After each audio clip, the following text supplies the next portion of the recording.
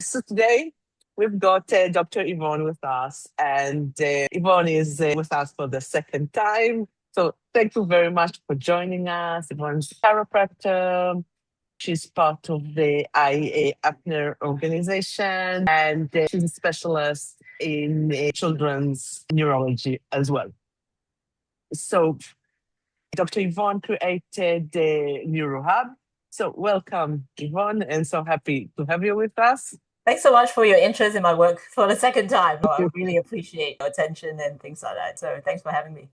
So what got you into this world of NeuroHub? So I have two little technically work that I'm doing. So Neuroactive Hub is where I do all my clinical work with childhood neurodevelopment and sports performance and brain performance stuff. And subsidiary to that, I develop almost like a art therapy concept because I'm also an artist and a composer. So I compose music, I do digital art, experimental art as well. So that's mainly my passion. And I find that I can combine two of my passion together to create therapeutical art and also in an experimental and fun way.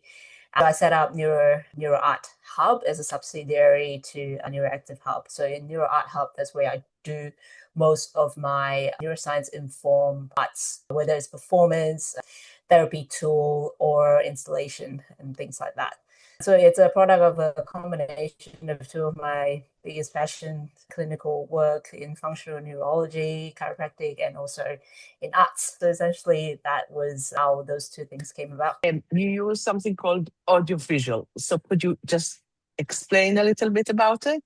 I first came across this audiovisual thing in my clinical settings where there are companies that create specific visuals and specific sound to help people balance up their brain waves and to help people with better brain function and stuff like that. Right. So I got really invested into it because from a standpoint of a musician and an artist, I really want to dig into what it is that's actually creating the change in the brain from a visual and audio standpoint. So I did a whole bunch of research and incorporated those research into my art form as well. So audiovisual, essentially, the way that I'm doing it is I'm creating digital visuals, so visuals that moves, right? Usually in a very tactile 3D appearance. And I will create certain music to accompany that.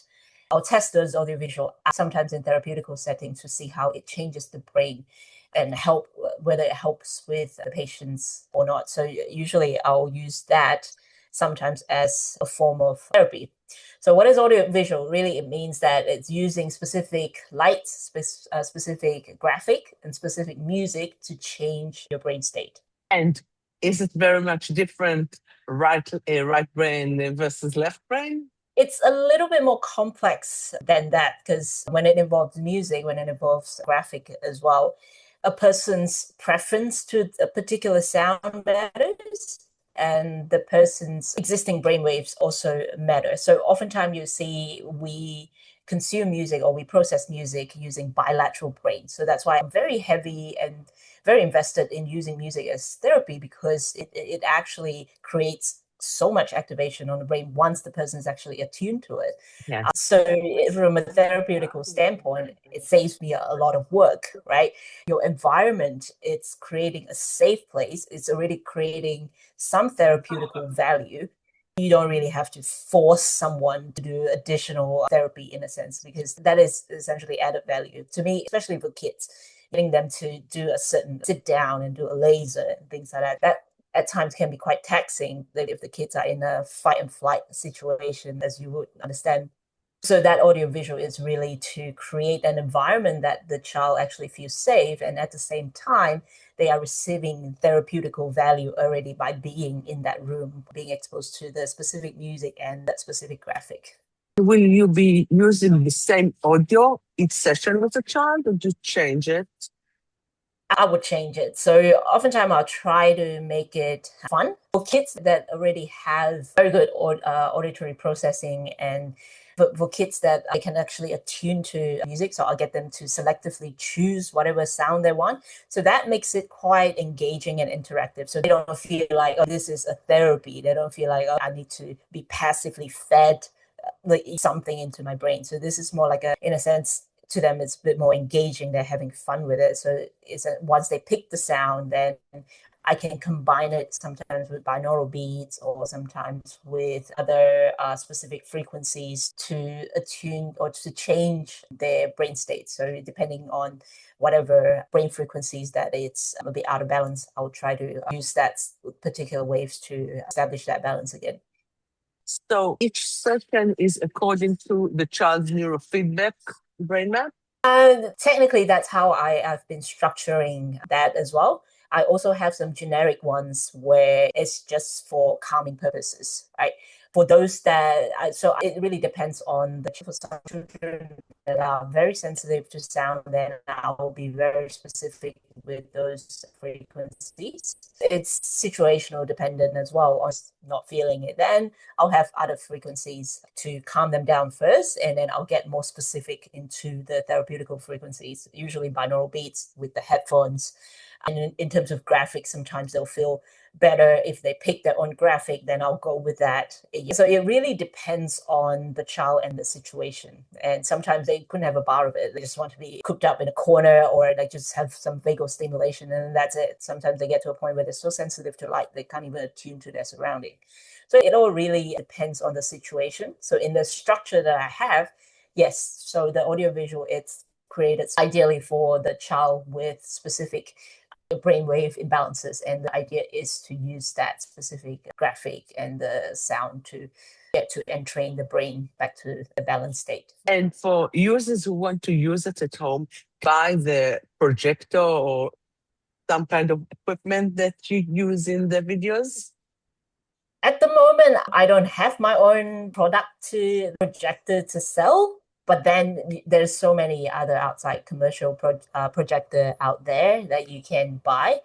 And I've got a couple of international clients where they send me the EG results, and I created basically the audio and the visual for them. And then I send them that copy of the audio visual digitally, and they just buy a mini projector at home. They just project it at home for their kids. So that works as well. That sounds amazing, because I'm going to attach one of the videos that you'll send me of your work, because it's just fascinating just looking at it. It's just so. Oh, I'm glad you like it. Yes. Kids, they're developing. So we're trying to get them to move, to develop, as movement is essential as well. So having Yes. that big projection actually gives them the urge to want to touch the wall. So that encourages movement as well, rather than sit and confine to a TV. It's hard for us to confine Yeah. TV to watch a certain audiovisual therapy thing. Yes. Rather than move around, just stand in a room, whatever you want to do. You want to lie down, you want to touch the graphic, go ahead. So I try to create an environment that encourages movement as well. So Wow. It is truly amazing, because I can see how it can be incorporated in so many homes. And instead of just staring at your iPad or doing that, just moving your body to all the different images you see. and you can incorporate so many other therapy within that audiovisual system as well. So I've created one visual where there are 3D ocean animals.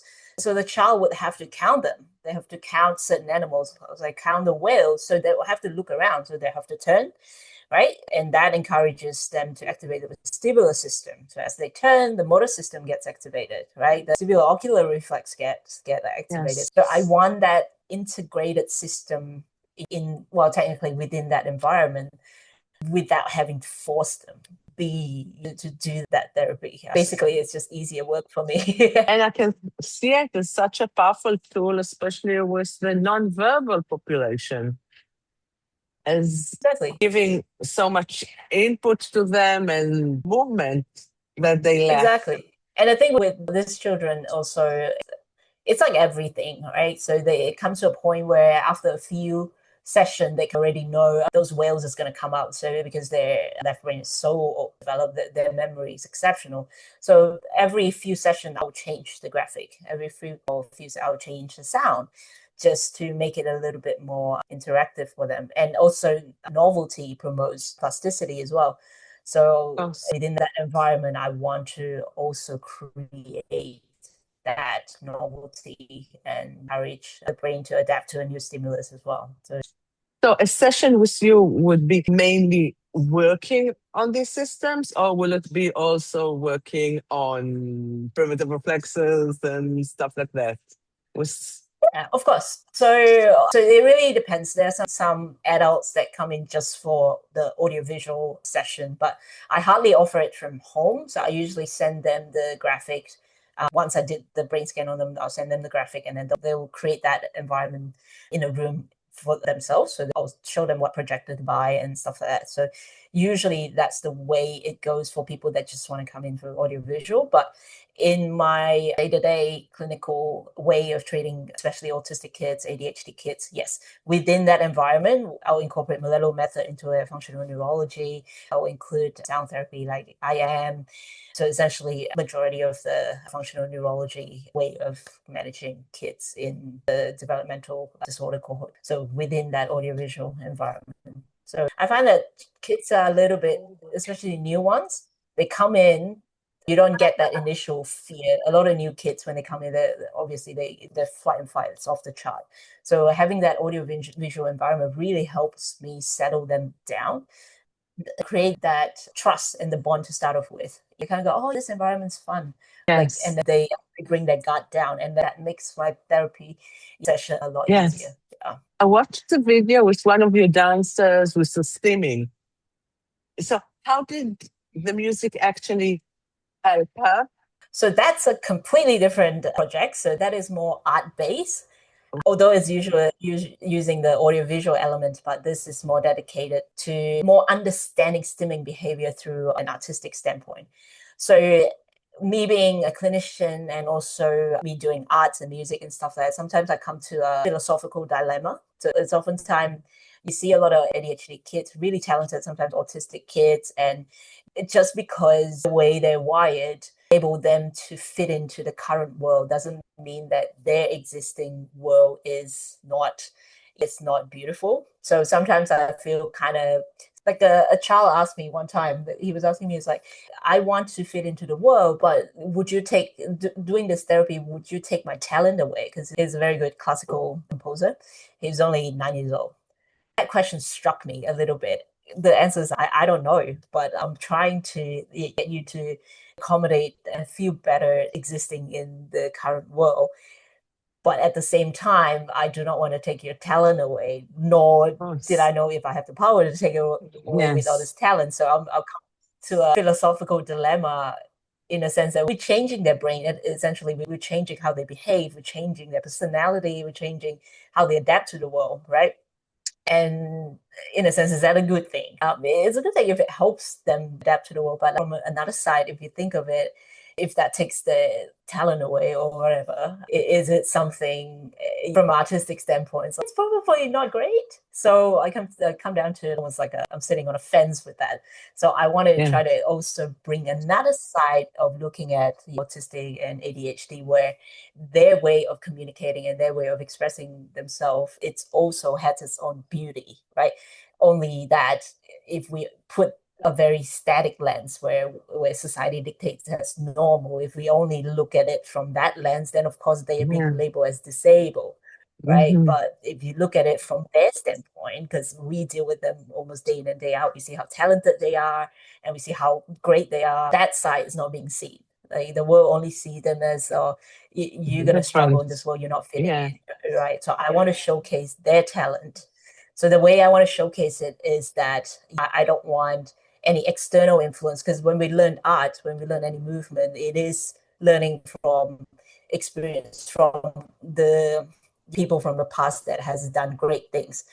So to me, it's conditioning, right? What about their originality, things that they wise? I reverse engineer it. So technically with I can convert that into digital signal. And from that digital signal, I can make digital art from it. So essentially, rather than we see with all those lines and the brain mapping, I'm changing the brain mapping into flowers, into things like that. So that becomes their expression. Yeah. So I use stimming as a topic because people misunderstood stimming a lot when they're in public, right? So people just think, oh, you're so weird. What are you doing?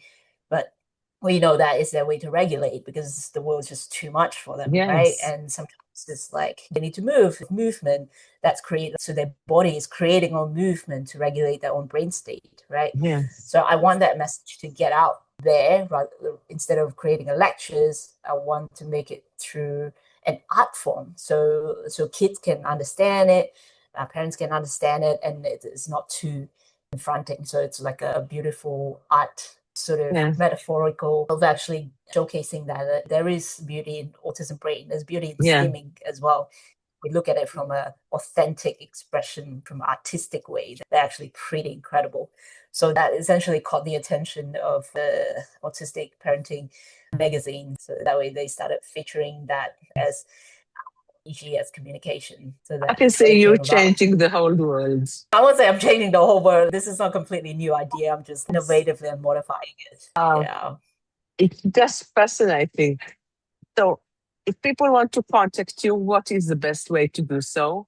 They can reach me out through my social, my Insta, or Oh, my website. And so if they're looking for yes. collaborations, any clinical advice, things like that, you can reach me out through either website or social. Yes, I'll be sharing your socials and your email, your website address, and hope your work can get to as many homes as possible. Hopefully so. I'm Oh, very grateful that people are interested because it's still a very new concept, and to wrap the head around digital art and yes. how this audiovisual, it's therapeutical. It's still a very new concept, and yeah, to even get the words out there sometimes can be a challenge. So thanks for featuring this, and it's very cool.